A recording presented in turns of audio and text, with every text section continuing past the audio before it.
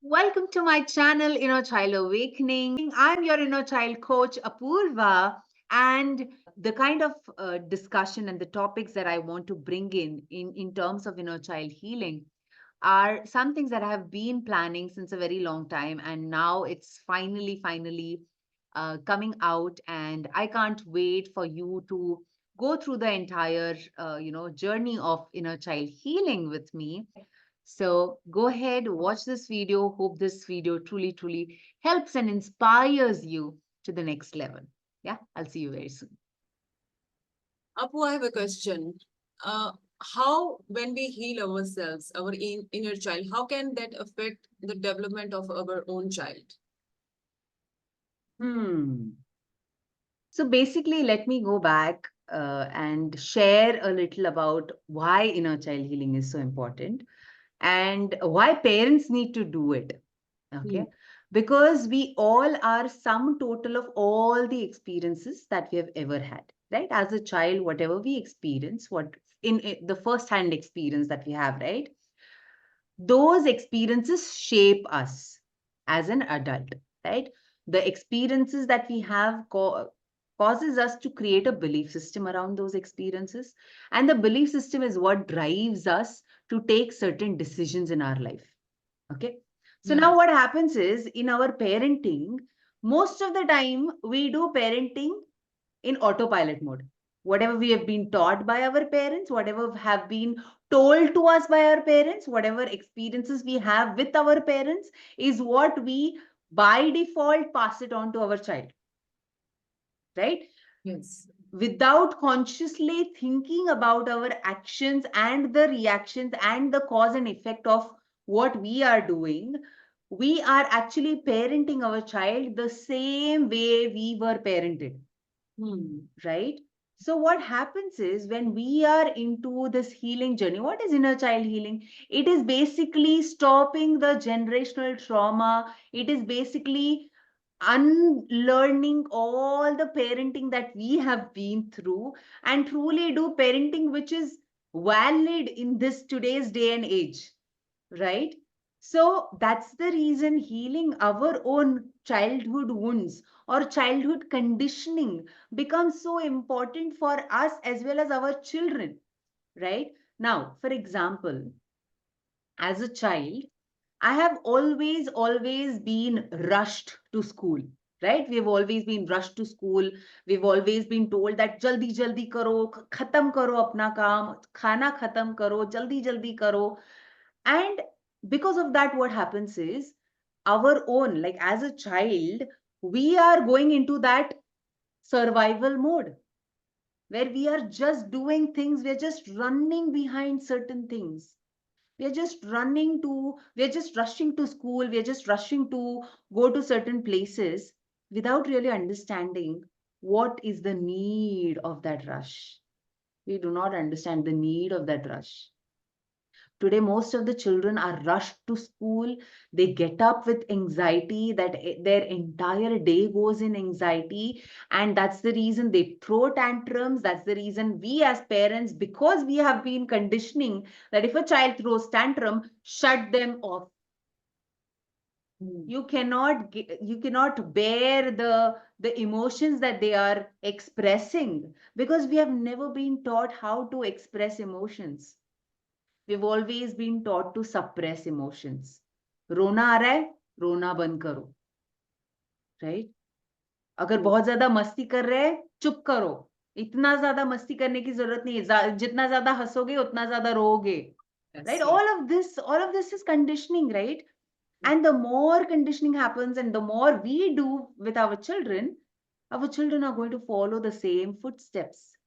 So if you truly want to stop that entire race, going into that race, and really you don't want your child to be in anxiety all the time, you need to stop parenting the child, but you need to start parenting yourself, reparenting yourself. That's what we call, there's a term called reparenting in inner child healing, right?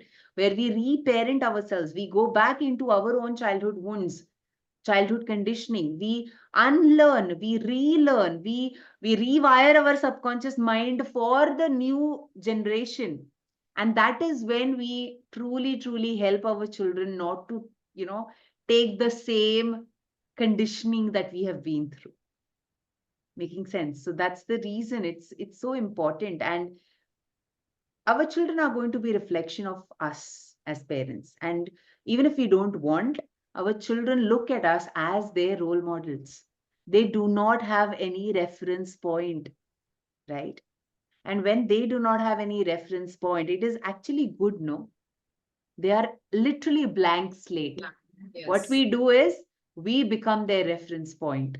And when we become their reference point, and when we are not healed, we are passing on that reference point to our children. And when they grow up, they are going to do the same thing, because my reference point was my parent, my mother, my father, right? And that is what is going to be passed on generations to generations to generations. We have been doing this. We've been passing on all the conditioning, all the limiting beliefs. I truly believe that most of our beliefs are limiting beliefs, right? Which are stopping us from truly manifesting best of the life and master our life. So that is what I hope this makes sense to all of you. Yeah, that's so deep. Yes. Wow, now I understand how patterns we follow, right? So my question would be like, I've tried to break that pattern, right? If my parents were like that, rush, rush, rush, I've tried that. I drop my kids to school way before, like maybe half an hour. Like they are the first ones to reach school. But still, I find it like I wake up early, but still I find like, sometimes kids are lazy and they make it so slow that eventually you have to rush. It's not that Absolutely. you woke up late and you are late, but the kids, they are not following your instruction. I would say instructions, but you're trying to tell them, be on time. Yes, But that doesn't happen. Eventually you end up rushing. So absolutely. how can we fix, or how can we, work on ourselves if it's something related to us or kids? That's an amazing question. Thank you so much, Sumi, for asking me that. So I have recorded. So I had conducted an inner circle on this particular topic, where seven steps to get your child ready to school without nagging them. So basically, I'll tell you the psychology behind rushing children. Okay. First of all, understand this, that if you are rushing your child every single day, if you're telling your child that run, come on, get up, you have to rush, you have to rush, you have to rush, what is happening with the child? The child is half asleep, right? The child wakes up and the child feels that, okay, I have to go. And, the child is really not up to going to school. And what happens is the child is anxious. The child's heartbeats are like rushing, because we are rushing as parents. And then what happens, the anxiety stays with the child for the entire day. And that's the reason probably the child might get cranky, the child might get irritated, the child might be frustrated on you, or the child might throw tantrums. And what happens in the process is that the child is learning that it's okay to be anxious. The child is learning that the child has to have their defenses all the time up. The child is not getting a space where the child can breathe out, right? There's a lot of breathing in that is happening.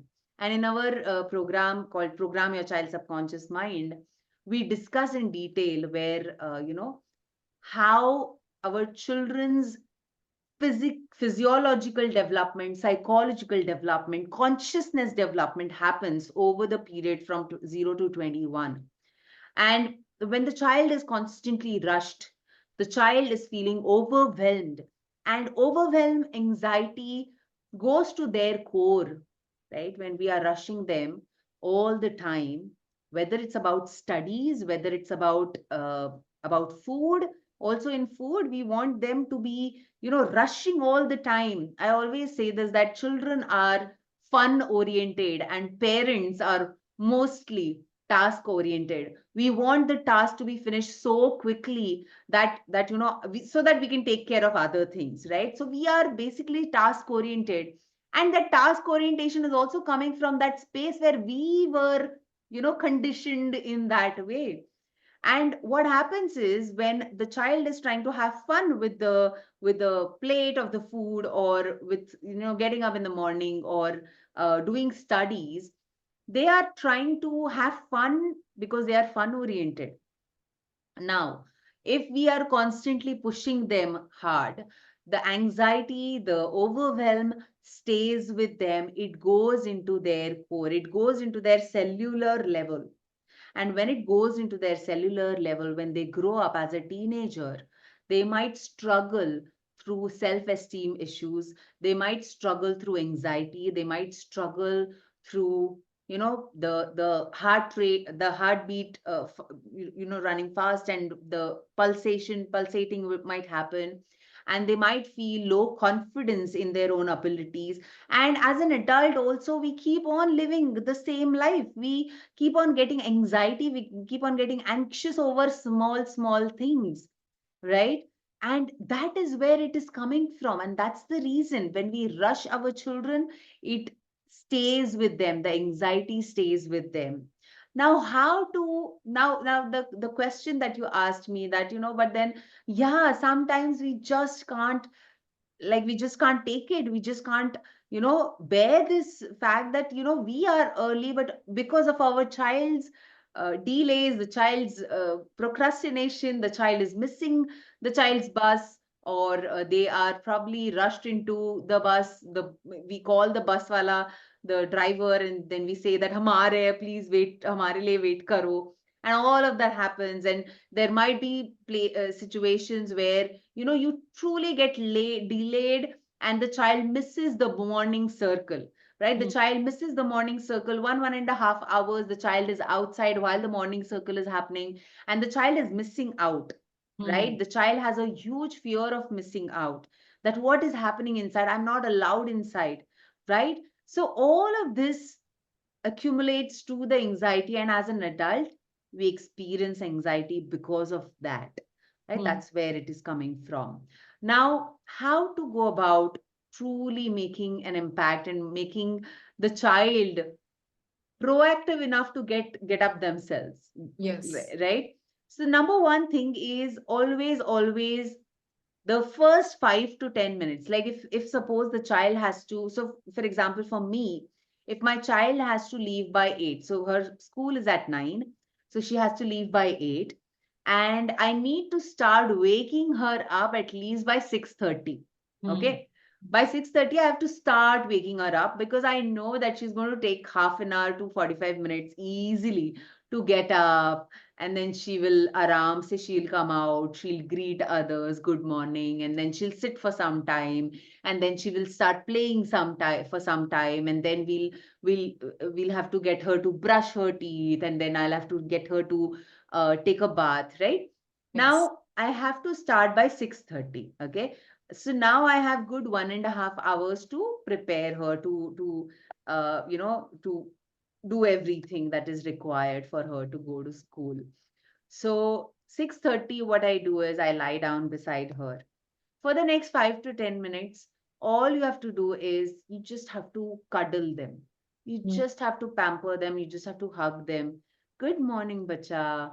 And with that excitement, with that smile, with that energy, you welcome the new day, and you just be there for them for the first 5 to 10 minutes as they wake up. Okay, mm, now the first 5 to 10 minutes are, once they are cuddled, once they are, pampered, and once they feel safe, because the first thing that in the morning that the child needs is the mother's hug. Okay, so once they get that, then, little by little transitioning or preparing them to brush their teeth and to get them ready. So having the conversation that, okay, fine, now Now you're going to go to school today. What fun are you going to have? What is it that you want to do in school today? What is it that you want to, explore today? Who is going to be your best friend today? So having this kind of conversation, I always ask her that, what is it that you're expecting today? And who's going to be your best friend? What is it that you have planned with your friend RV or with your friend Moana? And that's what she starts conversing, that mama, we have decided that we'll get a paper and a pen and we'll draw something together in the van. So that is how the conversation starts, like with little by little transitioning them to brushing their teeth. And then what I do is I usually play a song, so a high energy song, so that we can dance it out, we can come out of that phase. Or sometimes she's just not willing to dance, or she's just not willing to get up. Then what I do is I ask her to, come, I'll pick you up and I'll take you, I'll take some rounds while you are on, while I have picked you. I'll take some rounds and then we will go and brush our teeth. So that is something that she really likes. So I pick her up, I cuddle her, Mm. I take her rounds, like in the hall itself. So I take her rounds, and then probably I'll take her to brushing her teeth. Then we together, we start the timer for 2 minutes. And then we both together have to brush our teeth. Okay. So that's something that we do together. So we brush our teeth. And then again she has some 2-3 minutes to do something, to draw something.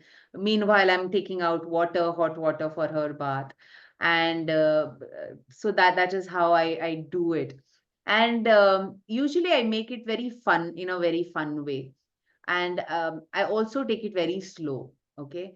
Because the more you rush, the more the child is going to be anxious, and the more the child is anxious, the more the child will procrastinate to do the task. Okay, Hmm. that's the psychology. The more fun we make it, the more the child is willing to do it. And the more the child is willing to do it, the faster you get them ready. Right? And Yes.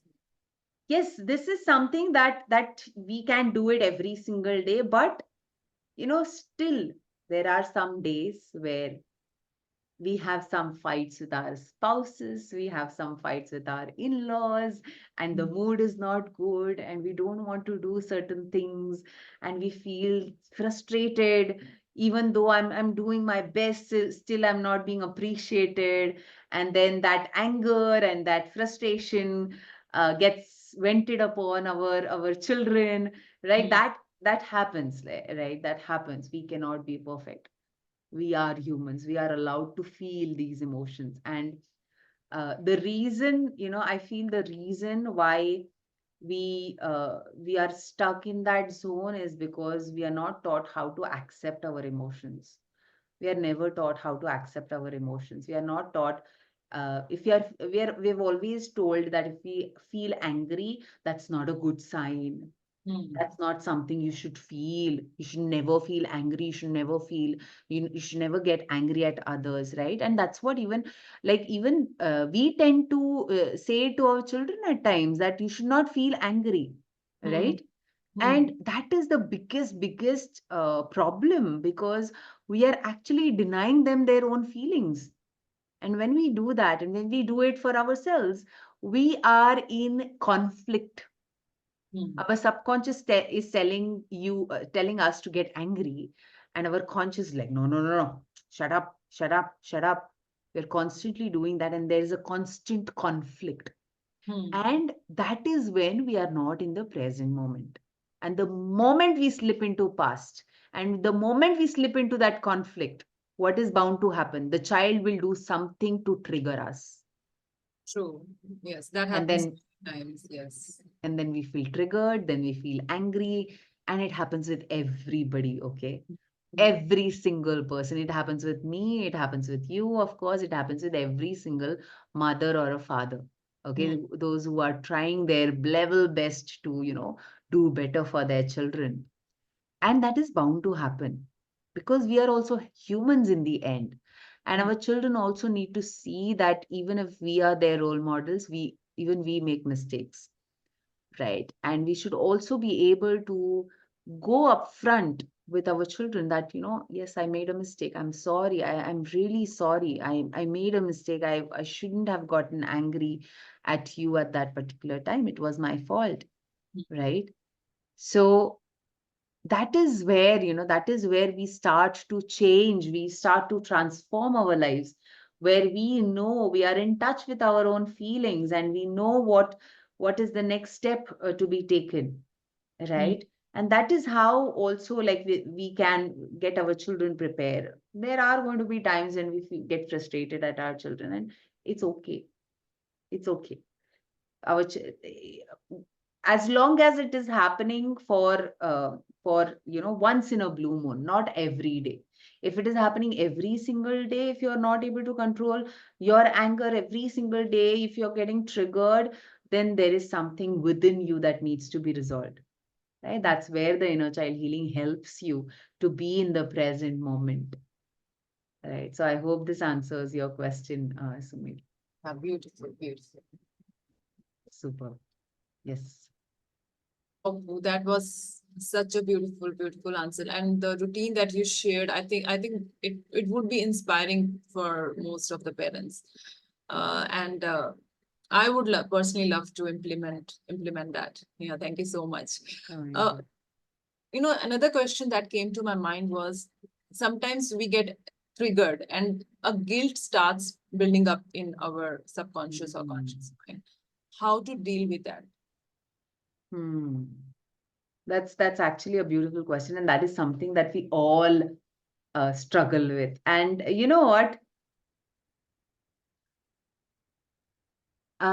Guilt is a gift Wow. that is given to us Mhm. when we become mothers. Okay, that is like, ये लो बच्चा और इसके साथ ये guilt भी ले लो. Ah, yeah. It's Ah, like given to us that no matter how much you do for your child, there is always going to be that mommy guilt that is going to play a huge role in your life. Okay, especially for mothers, it's going to be there. Okay, even for me, there are moments when I feel that I should have done better for my child. I could have done something better for my child. I'll give you one simple example. Okay, now, we follow Waldorf philosophy, right? And in that philosophy, like, still 7 to 9 years, the child doesn't need to do any extracurricular activity. And we have never uh, really put her into classes. We've never really put her into any extravagant or extracurricular activities, okay? Because we wanted her to develop her inner wisdom. That is what Waldorf philosophy says, that the first 7 years, yes, the brain development is happening, and everything is happening, but the child needs to develop their inner wisdom. If that is not happening, if we if today what is happening is we put our children, and I think we should take one question on this particular topic as well, that today we feel that first 7 years are so important because the brain development is happening. Let me put my child to swimming, let me put my child to drawing, let me put my child to singing and dancing, and every single place we put them into. And what happens is, going forward as a teenager and as an adult, the child starts having anxiety. The child can't sit idly because since childhood, they have never been programmed to sit idly. That's the reason.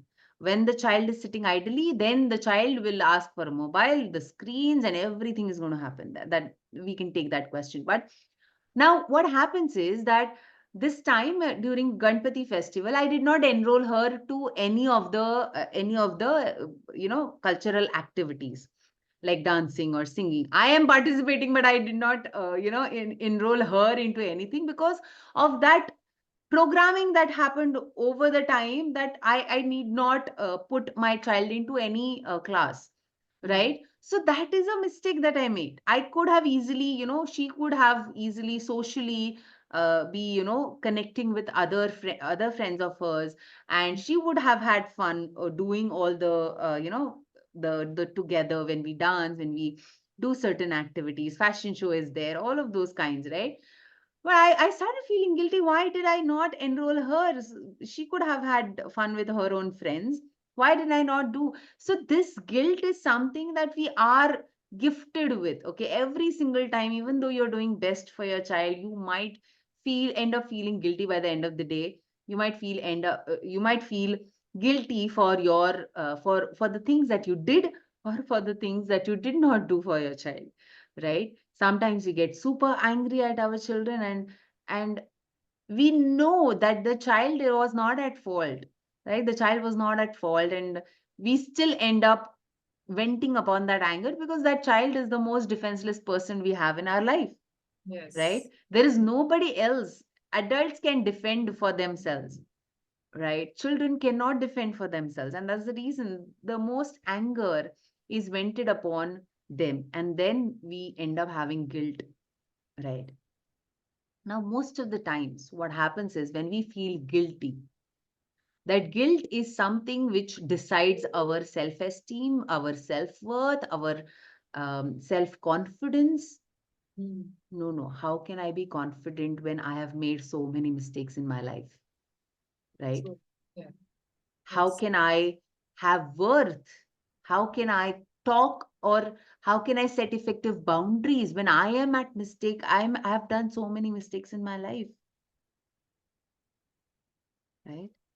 And that's the reason what happens is, because we feel guilty about certain things, we start people pleasing, we start seeking validation from others, because we cannot be confident because we have done so many mistakes in our life, Mm. and that drives us.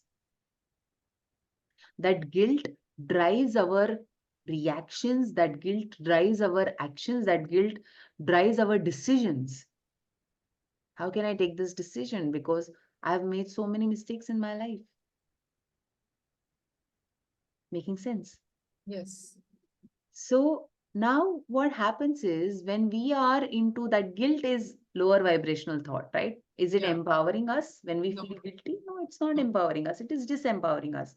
So it's Mm. a lower vibration field where we are operating from. Now, the moment you get guilt, what is it that is going within, that inner voice, that inner chatter is going to decide your actions? If that inner chatter is saying you are worthless, you make so many mistakes and you can't learn from those mistakes, and you are this and you are that, and you are not good enough, you're not worthy enough, this is the inner chatter that we constantly have. Mm. And when this chatter is happening, what happens? We naturally tend to not take decisions. We naturally tend to slip into depression. We naturally tend to slip into autopilot mode, which naturally tend to slip into um, just those trauma responses, right? Giving to those trauma responses like fight, flight, freeze, Mm. or fawn. Mm. Right? Fight is when we start getting angry. We are not angry at others, but we are angry at ourselves, and Mm. because we are angry at ourselves, that anger is shown and expressed outwards, because your inner world creates your outer world. True. That anger gets thrown away outside. We are using flight as a trauma response. When we run away from certain situations, we don't want to face certain situations because we feel guilty. No, I don't want to face him now. I've made such a huge mistake, I don't want to face him. So we try to run away.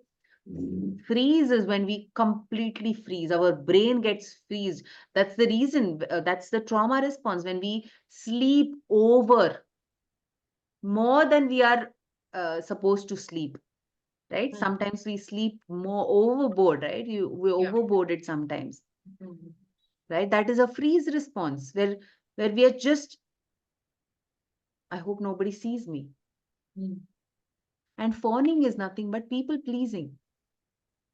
We start people pleasing, we start seeking validation from others. These are typical trauma responses that we go through when we feel guilty, Mm. right? Now, how can we change that guilt into power? Yes, Is in that our was hands. yes, my next question. How can we overcome, or how can we, remove it from our system, like get Yeah. so much empowered self? Yeah. Can I tell you one thing? It Mm. cannot be removed from our system. It is going to stay. But it is in that moment Mm. that you decide whether to give in to that guilt or to love yourself enough to do Yeah. something else for your life. Okay. In that moment where you have been triggered with that guilt, what is it that you decide? Do you decide to go and apologize to your son or your spouse or your in-laws, or Mm. is it that you choose to go give into your trauma responses, fight, flight, freeze, or fawn? Mm. If you decide to, no, I am not going to, let guilt drive my life. Mm. Okay, that is when true self-love starts. That is when true self-love starts. If I'm feeling guilty about certain things, okay, and I'm just sulking into that guilt, I'm just sulking into that guilt and I'm just blaming myself. Why did I do that? Why did I have to do this? Why couldn't I take a better decision at that particular time? Mm. The moment this comes, if I am able to just, start saying this to myself, hey, you know what? Stop it. Stop putting yourself so much down. You are a human. You are bound to make mistakes. It's okay to make mistakes. You learn from those mistakes. It is okay to feel guilty. It is okay to feel guilty. From tomorrow, let me see how can I make better decisions rather than going into that guilt. And we say this, right? You become what you think about, Mm. right? Yes. If you're thinking about guilt, you become good. You become very good at feeling guilty. Mm. If you think about, I procrastinate a lot, I procrastinate a lot, I procrastinate a lot, you will become good at procrastinating. If you think I'm not good enough, I'm not good enough, I'm not good enough, you will become not good enough. Right? So it is in that one moment where we have to make a decision that no, I'm not going to give in to this guilt. I'm going to make better decisions tomorrow. Let Mm. me see how can I do that. Let me come up with a three-step plan, three-step action plan. When this thing happens, what will I do? If I am feeling angry, what are the top three things that I can do so that I do not vent that anger on my child? Can I start deep breathing? Can I distance myself from my child for some time? Can I just do certain practices so that I'm at a better place, right? So what is the three-step action plan that you can come up with for not feeling guilty next time? That is what is going to decide. And does it happen that first time you decide and the next time, from the next time, you'll become perfect and you just stop being angry? No, it is not going to be that way. It's going to take some time. It's going to take some time of your actions. First time you will vent out all the anger, and then in the middle of it you'll realize that, oh, I don't need to do this. Mm. Then maybe you'll take one action out of those three-step action, right? There are moments where you will not realize, you will be just blah blah blah blah blah blah blah right? Yeah. And then again you will reflect back on and think about, okay, fine, let me think about what is it that I can do next time. It's not about whether it will work or not. It is never about whether it will work or not. It is about, are you willing to do whatever it takes to make it work, to make it happen?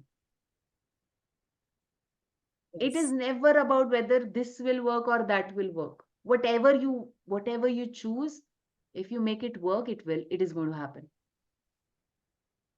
Great. So yeah. So what I understand is that it guilt is bound to happen. It would happen. So it's that at that moment, it's the decision that we take, whether to surrender to guilt or we decide to take action and, you know, distract or divert ourselves to some other. So Yeah. that's And one more thing, one more thing what I've learned from my mentors is consider guilt as a feedback mechanism. Most of the times, criticism and guilt is something that we cannot take, right? So, and when we are criticized by others or when we are criticizing ourselves, we cannot take it, right? But what can we do is we can take it as a feedback mechanism. Let me think about what is it that I can do next. What are the actions as I shared, right? So once you start taking it as a feedback mechanism, that is how your life starts improving. You start living a better quality life. So, Abu, you just mentioned like sometimes what we can do is if we went out our anger and we are feeling guilty, we can go to our child and we can apologize. How can we set that boundary that the child doesn't start taking advantage of that thing? That's an amazing question, Sumi. Thank you. Thank you so much for asking me that question. So basically, when we make mistakes, right? And when we do not apologize because of the fact that the child might take advantage on things, right? What happens is when we do not apologize, thinking that the child might take advantage of us, what happens is number one is uh, we are uh, displaying a behavior which the child will inculcate in them, right? The child might also end up feeling that, I need not apologize to others because my mother never apologizes, because my parents never apologize to me. The second thing is we are telling them that we are right. Parents are always right, right? When we do not apologize to them, when we do not accept our mistakes, we are telling them that I am always right. What happens is when the child grows into an adult, the child automatically imbibes that belief that I am always right. Right. Yeah. And third is, of course, the child then will not have a reference point of apologizing to others. So the child might not know what it feels like accepting your mistakes. The child will never accept their mistakes. Right. And this is something that, um, if we have made a genuine mistake, it's okay to say sorry, right? It's okay to say that, yes, I should not have said this, right? I should not have said this, and I'm sorry for that, right? Now, when it comes to taking advantage, right? Yeah. I don't think that the child might start taking advantage, because if you have set the value system strongly, and that's the reason there is also a part where we do family vision statement, okay, where we build our own family vision, right? Where it's like a code of honor for the family, right? So that is what protects us from our own self, and we can then refer that to our child as well. This is what we believe in, and if you feel that I've hurt you, I'm sorry. I really apologize for that, right? And when you do it from your heart, I think children, they sense the vibe. But if we are when that problem occurs, I'll tell you when this advantage wala thing will happen is when we are also manipulative towards them. If we are saying that I know I should not have said this, but तुम इतना परेशान करते हो मुझे कि मुझे करना ही पड़ता है. Even we are manipulating them, right, in that moment. So they learn manipulation from us. I've seen that uh, children are very forgiving. The Yes. moment I've done it myself, I do Yes. apologize. Like when I find myself, and the 99% of the times, what the answer I get is, "It's okay, mama." You know, Yes. Yes. and that would melt your heart when they say that. Yes. Because as adults, sometimes when someone apologizes, we take it so long to forgive people. Yeah. But children are very forgiving. Yeah. Yes. Yes. So, They are. yes. They are. Apu, I have another question. When you discussed and when you explained the morning routine, right? If the child is has crossed that 9 years age, and when they are approaching their teenage, they start to distance. They start becoming a bit aloof. They prefer to be in Yeah. their own world with their Yes. friends and all that their interests are. Uh, Many parents would think like, am I late for that? Like, or can I still start something like that Hmm. with my kid? So it's see, of course, the kind of impact that we can create with our children from 0 to 12 Hmm. is going to be immense, right? Because from 0 to 12, we are their role models. We are their, reference points. Hmm. After 12, they get multiple different reference points. Hmm. They have their own teenager friends. They have their own colleagues, peers, peer group, and the company also matters. With whom are they, spending their time with?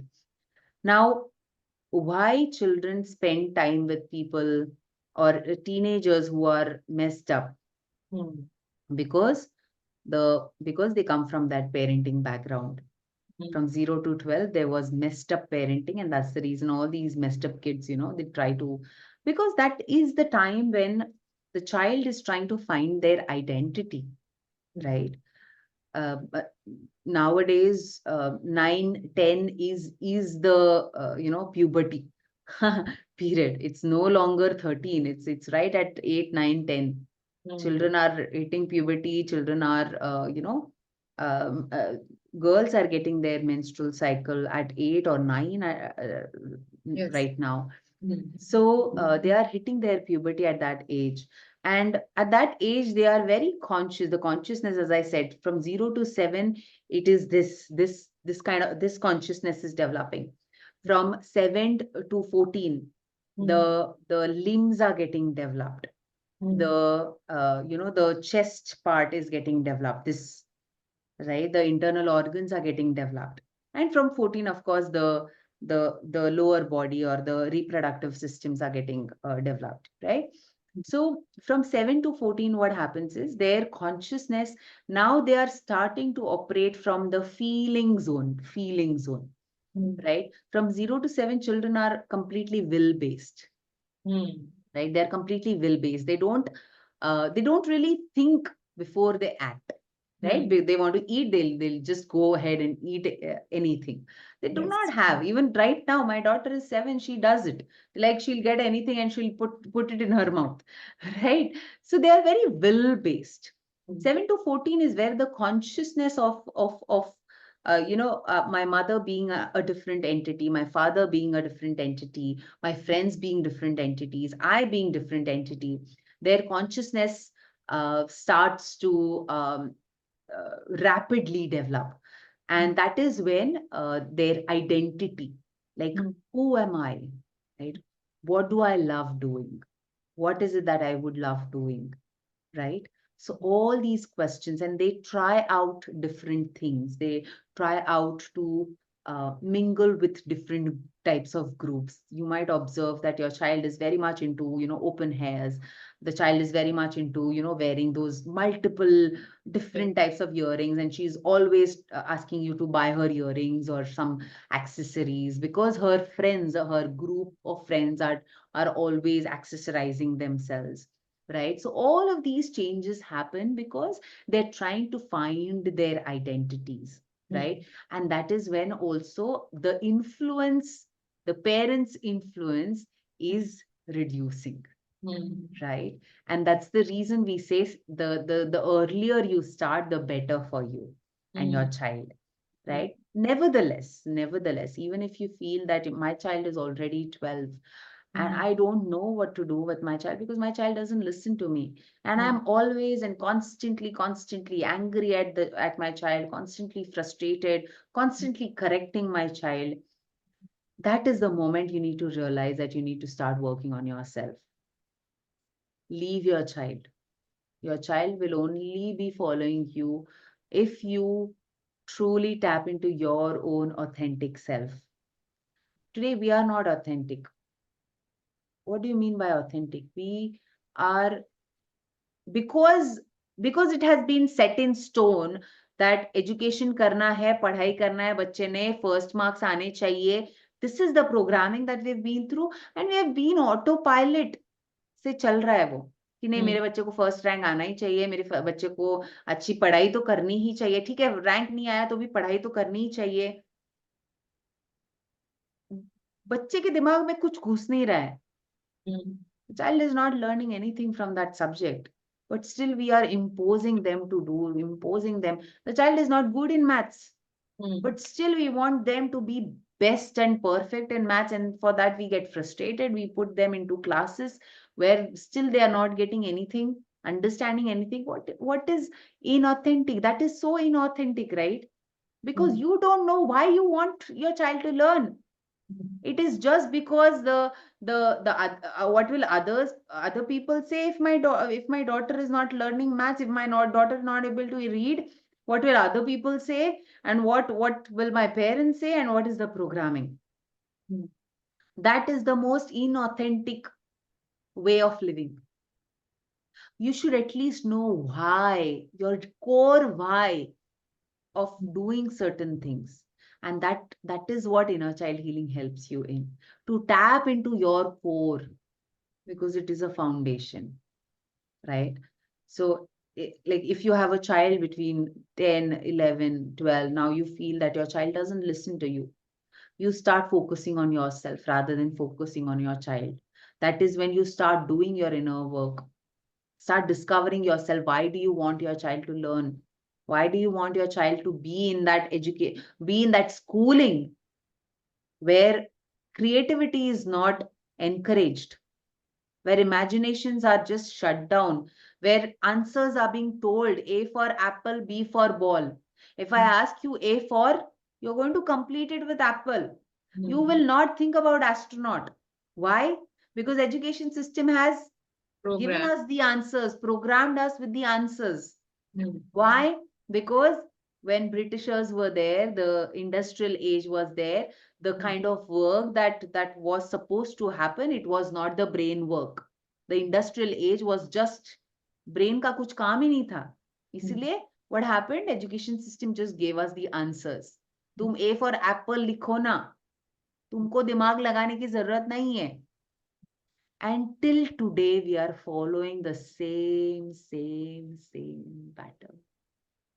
We are obsessed with our child to get good in maths, good marks in maths, good marks in science, good marks in English, history, geography.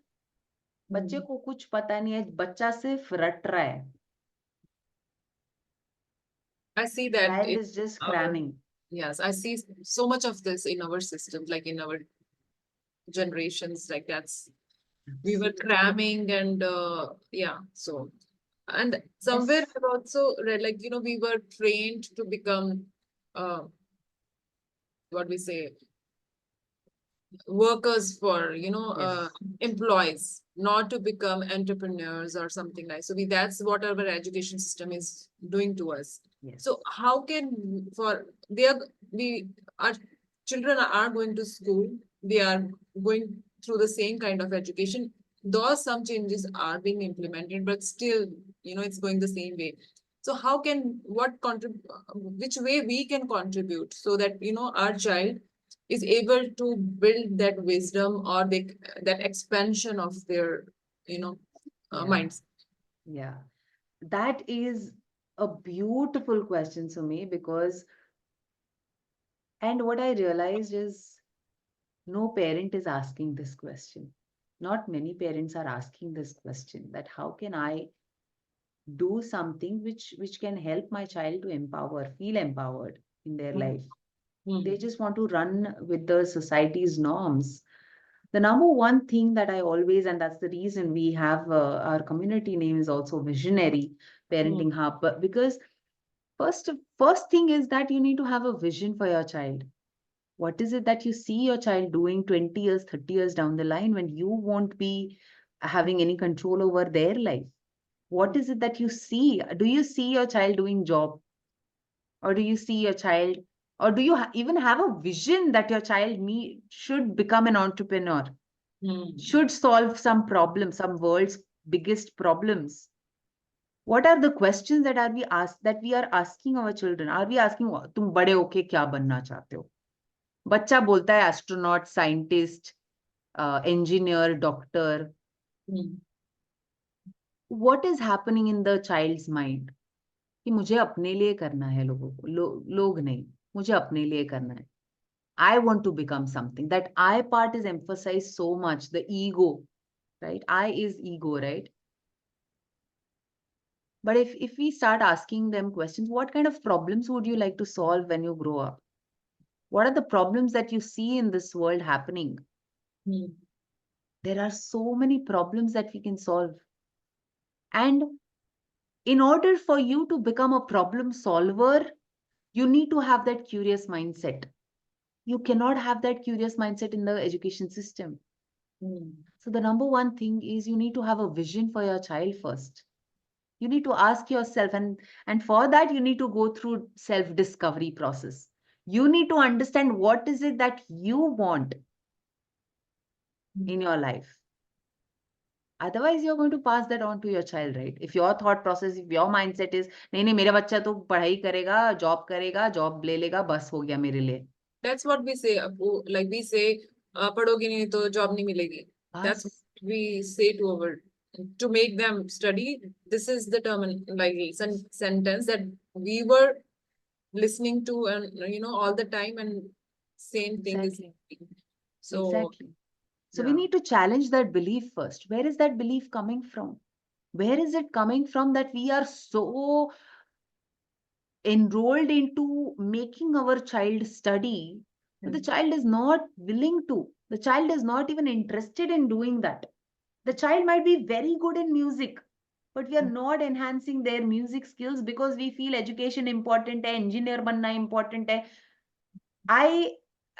In my family, we have been gifted with a very good voice. You've heard me singing, right? Yes, yes, amazing. Yeah. But my parents' focus was always education karo, education karo. What kind of education? What knowledge am I using in my day-to-day life right now? Mm. I have chosen a field which is altogether different from my Mm. profession. Engineering किया 10 साल बाद realize only to realize that I am not good at what I was doing for 10 long years. Mm. I was good at connecting with people. I was good at helping people. And this is something which came all together like out of nowhere. What if I could save those 10 years of my life and grow? आज मैं कहाँ होती? Where would I have been? And Mm. that is the vision that I want to have for my child. That I don't care if she doesn't learn or she doesn't study certain subjects. I don't care if she fails at certain subjects. Of course, we have thought it in a reverse way, and that's the reason we put her into Waldorf school. We did not want her to go into a conventional school at all. That's why and I am thankful to my husband that we both are in alignment. I've Mm. seen so many parents struggle because one parent is aligned with this unconventional way. The other parent is very scared. The other Mm. parent is nahi nahi, मेरा बच्चा पढ़ेगा नहीं तो क्या? My Mm. child, I'll tell you, she has not learned reading till date. She doesn't know how to write till date. Mm. But because she observes me all the time, either I would be reading something or I would be journaling something. Whenever Mm. I am doing it, she will sit beside me. She Mm. knows how to read. She learned it from her own self. Because of that curiosity. अच्छा मम्मा पढ़ क्या रही है? देखने तो दो. अच्छा Mm. mama, what is this word? She used to ask me, she would ask me every single time. मम्मा ये लिखना है तो कैसे लिखूं? That is from her core, it's coming now. She loves to read, she loves to write, she loves to study, she loves to do maths. She has a calculator, she carries it with her every single time wherever she goes. So isn't that beautiful? Isn't that something that we truly want? Rather than pushing them to study, pushing them ki nahi padhai karo, maths karo, 2+2 karo, 4+2 karo, she is right now doing it on her own. Mama, what I did, 1+2+3+4+ till 10, what I did, and I got this answer. She is herself creating certain maths problems. Wow. In the calculator, she will do it. So isn't that what we truly want? We are so rushing our children to become genius, right? We want our children to be genius, and we can't take it if my child is normal. Because of which the child, when the child grows up as a teenager, the child feels as a failure if the child fails at a certain task. Because as a child, they have learned, so many things they have learned. Grown up, as a teenager, when they don't have or they fail at certain things, they feel they are a failure. They're not able to take that failure because inner wisdom तो develop किया ही नहीं ना. हम तो भाग रहे थे बच्चे को सिंगिंग आना चाहिए, मेरा बच्चा मल्टी टैलेंटेड होगा. In that process, we did not teach the child inner wisdom. In that process, we fail to inculcate the values of what if you fail, it's okay to fail, if it's okay to make mistakes. The child is now feeling overwhelmed. The teenager is now feeling pressured by their peers, by their parents, because now they are struggling. Right? And so I would like you said, like we should have a vision. We should know what, like I should know what I want, right? So I'll give you an example. These day kids are crazy after Korean bands and Korean things. So every other child is saying, I want to become a K-pop idol, right? There are some kids who are totally, like that's what they are dreaming about. They're not clear or so how to make the like sometimes things come they come to your mind like whether I should how should I deal with this, like should I let my child think and let them evolve with time, they would understand, or should I intervene or try to explain in some way, or should I tell them what my vision, what I want, because that is also not correct, like if I impose what I want on my child. That is why I truly believe that every parent needs to become a coach. Because a coach never answers. A coach always asks questions. That's the reason I emphasize so much on parents to become coaches. Because you understand what the term coach truly means. What does coaching really mean? Coaching means asking the right questions rather than giving answers. Coaching means first role playing with them. Role playing is also a part of coaching process, right? And that we do that in our diamond membership. We do role play, we do ask questions, right? Yeah. As a parent, if you can tap into that, I think you are the most sorted parent you'll ever be. Oh, yeah, I understand now.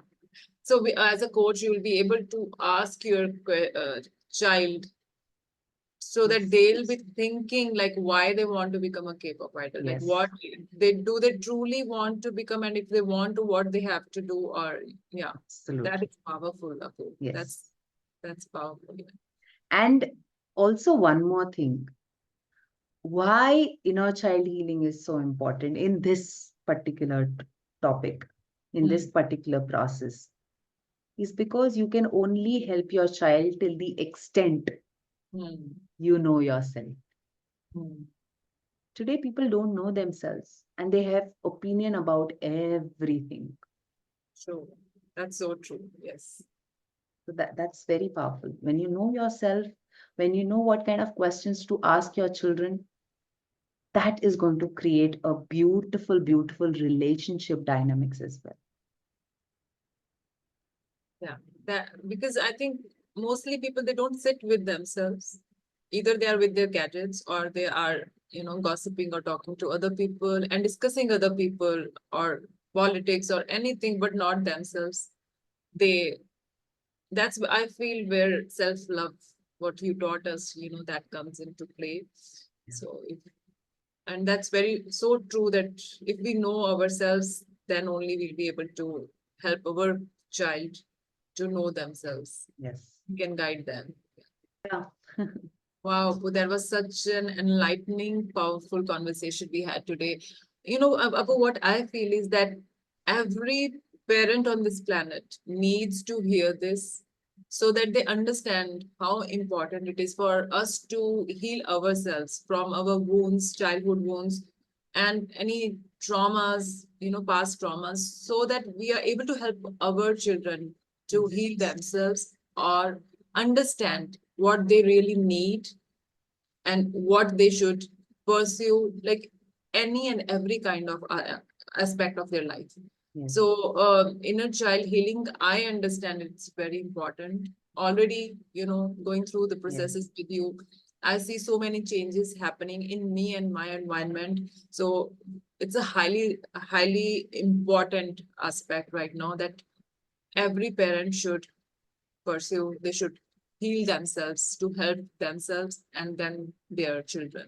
So thank you Absolutely. so much, Abu, for this wonderful, wonderful conversation. Thank you. Thank you so much. It was amazing, amazing discussion, Sumi. And yeah, I would like to share with the viewers, if you have watched till the end, and if you've truly, truly liked the piece of content that we have created, do subscribe to the channel. Do follow me on these platforms. I want to bring in a lot of topics similar to what we discussed today: parenting, self-love, gratitude, affirmations, and all of those topics, inner child healing, trauma bonding, drama triangle. I want to bring in all these topics and discuss, have a proper deep conversations about these, these topics uh, that we usually tend to avoid, or we tend to ignore, right? But the more we go deep, the more deep we go within ourselves, the more we'll be able to help others around us. And that's the reason we are going to do this particular series, where every single month I'm going to put these kind of videos to help each one of you overcome your challenges and truly, truly thrive in your life rather than survive. So if you have not yet subscribed to my channel, do that right away, and I will see you very soon. Yeah. Bye-bye. Thank you.